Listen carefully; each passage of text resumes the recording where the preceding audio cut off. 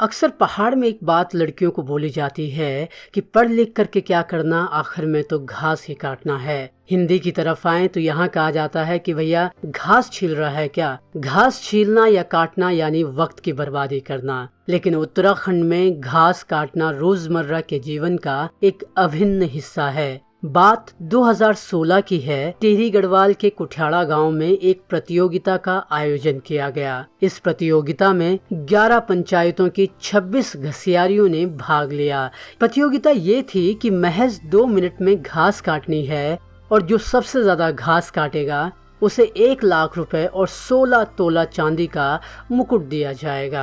इस प्रतियोगिता का आयोजन चेतना आंदोलन नाम की एक संस्था ने किया और इस प्रतियोगिता में अमरसर गांव की रैजा देवी ने 1 लाख और 16 तोला चांदी का मुकुट जीता।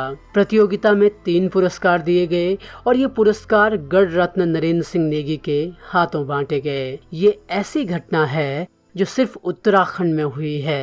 दरअसल इस प्रतियोगिता का मकसद सिर्फ घसियारियों को बढ़ावा देना और घास काटने को ओछा न मानने की सीख देना था। आपने कांच का पुल, लोहे का पुल और कई तरह के पुल देखे और सुने होंगे जो इंसानों के लिए बनाए जाते हैं। लेकिन क्या आपने कभी ऐसा पुल देखा है जो सिर्फ जानवरों के लिए बनाया गया हो? जी हाँ, उत्तराखंड में नवंबर 2020 में ऐसा ही एक पुल बनाया गया है। कालाडूंगी नैनीताल हाईवे पर बांस, जूट और घास से एक खास पुल बनाया गया है। इस पुल से सिर्फ सांप, गिलहरी, अजगर, बंदर समेत अन्य जानवर ही सफर कर सकते हैं, इंसान नहीं।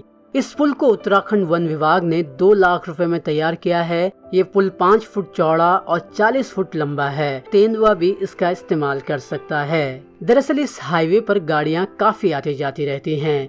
कई बार सांप, गिलहरी समेत अन्य जानवर जंगल की एक तरफ से दूसरी तरफ जाने के लिए सड़क पार करने की कोशिश करते हैं तो वो गाड़ी के नीचे आ जाते हैं। इसी का तोड़ निकाला गया है इस पुल को बनाकर। ये पुल जंगल की एक तरफ से दूसरी तरफ जमीन पर लगता है ताकि ये जानवर आसानी से आ जा सकें। ये भी उत्तराखंड में होता है। जी हाँ, ऐसा नहीं है कि ये यूं ही मनोरंजन के लिए किया जाता है।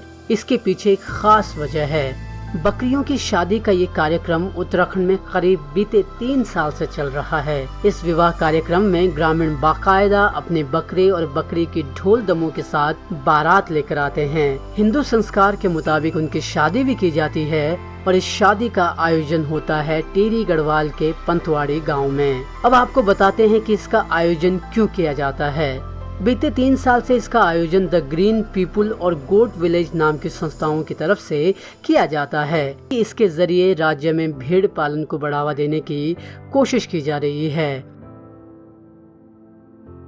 आपने घरों की नेम प्लेट देखी होंगी तो उनमें अक्सर परिवार के पुरुष मुखिया का नाम होता है। कई बार पति और पत्नी दोनों का नाम भी होता है। लेकिन उत्तराखंड इस मामले में एक कदम और आगे निकला है। बीते कुछ महीने पहले नैनीताल और पौड़ी में एक नई शुरुआत की गई। यहाँ लोगों ने अपने घरों के बाहर बेटी के नाम की नेम प्लेट लगाई है। आप जिस भी घर में जाओगे वहाँ बेटी के नाम से घर की पहचान होगी।